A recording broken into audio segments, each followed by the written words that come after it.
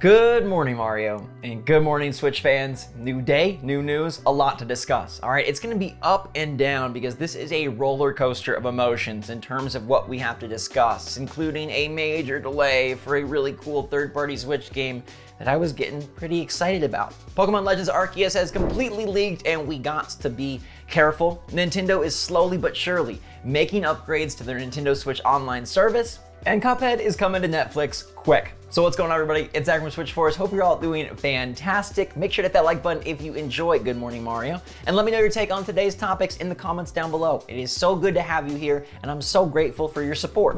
Let's roll right into something that has me smiling, which is Netflix support of video game IP. They've made a number of interesting shows, some really strong, based on video games, and their latest is gonna be Cuphead, coming on February the 18th.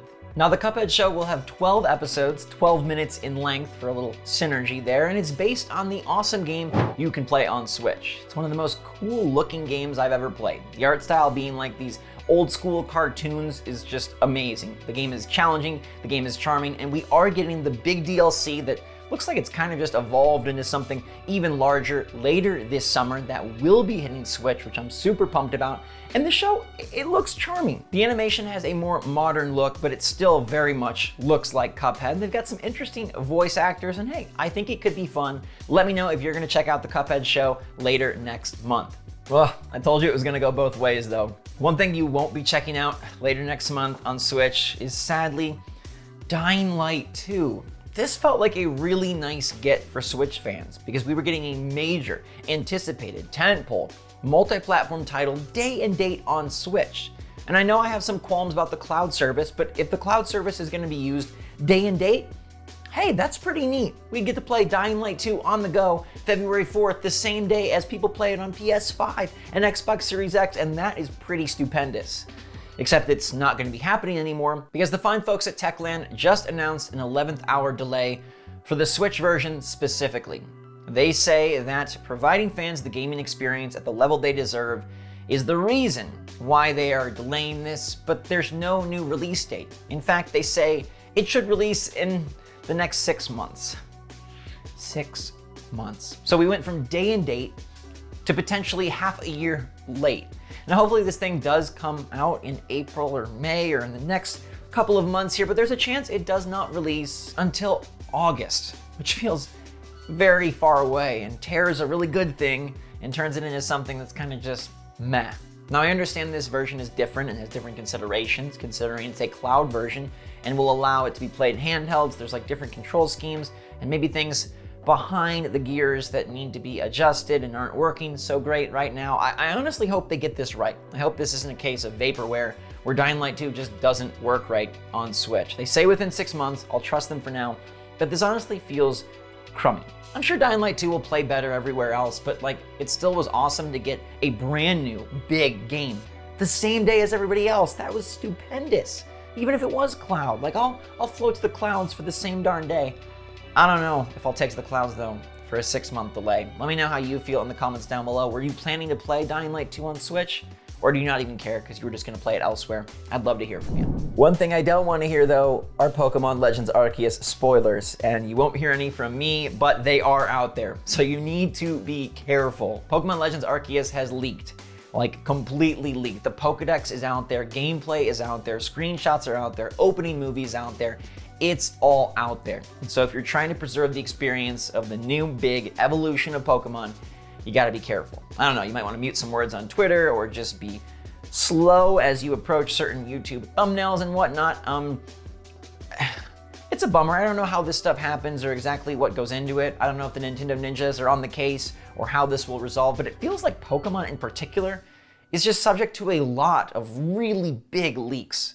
And I know people are super curious. There's a hardcore fan base, and on one hand, you could say like, well, people just care so much. They want to know if the Pokedex is done right.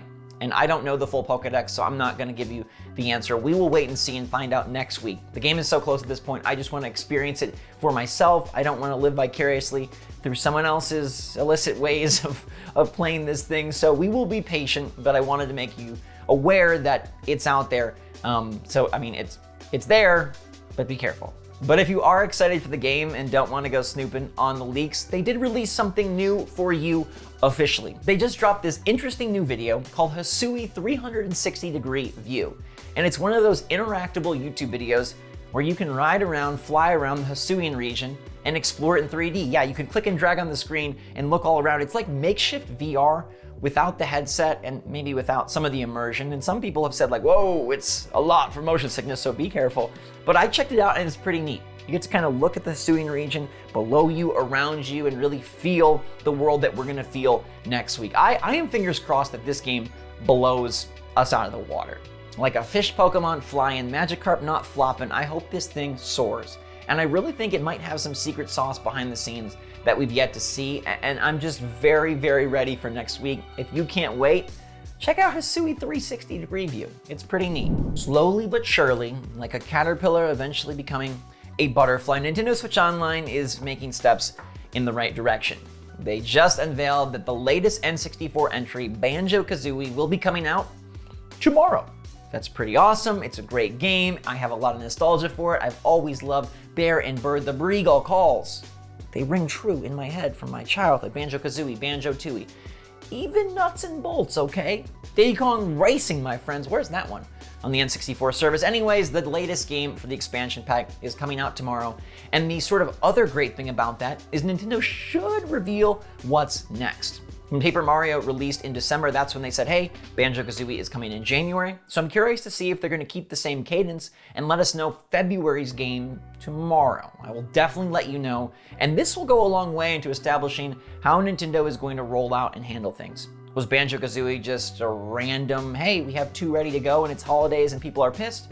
Or are they planning to really do 1 per month with a regular release schedule and a regular announcement cycle? Now look, I'm well aware that this is not enough. This doesn't save the service and this doesn't justify the huge price increase, the fact that we don't know where Nintendo goes with this. I think they need to be much more transparent, and every day we inch closer to the new Direct. And I'm very hopeful that at the next Nintendo Direct, Nintendo might make clear their plans for the expansion pack and how they plan to support and expand. Where are the Game Boy games? Is there more DLC? The clock is ticking. And yes, Paper Mario is a great holdover. BanjoKazooie will tie us for a few more weeks, but what is next? I really want to know. The Switch Online service, it feels like a roller coaster, kind of like this video. I'm excited to play Banjo handheld on the go, bringing it back from the Microsoft Rare side to Nintendo once more, where it originally started and where it belongs. But what's next? We'll find out tomorrow. I'll let you know. Hopefully they have some announcement, and if they don't, I will be irked, because we're building a bit of momentum for Switch Online expansion pack. We talked about how, okay, if you look at it a certain way, the value it's growing on me, but they gotta stay on this path and they gotta go faster and more up. They can't just dawdle, and they definitely can't go down. Let me know in the comments down below if you're planning to play BanjoKazooie, and if the additions of Paper Mario and BanjoKazooie really uptick the service for you, or you're like, nah, this still ain't for me, it still feels overpriced, and I still don't know what Nintendo's long-term ambitions or plans are with the expansion pack, with DLC, what the heck. What we do know though is how cloud games on Switch work for you, because last night's poll was all about that. Can your internet run cloud versions of Nintendo Switch games? And honestly, I'm impressed that so many of you can play them. All right, 31%, myself included, said yeah, no problem. You're able to pick up Guardians of the Galaxy, Hitman 3, Control, Kingdom Hearts, which we covered last night. And the reason I even asked this question was because Kingdom Hearts is cool, but it's a really high price. I don't know, I made a whole video. You can see the gameplay and hear my thoughts on why it kind of is a raw deal. 42% of you said you can sort of play them, but sometimes it's laggy, and I expected that to be the largest percent. It makes sense that most of you have like a pretty cool connection, but yeah, you're still gonna run into like, this feels like a cloud version. It's not seamless.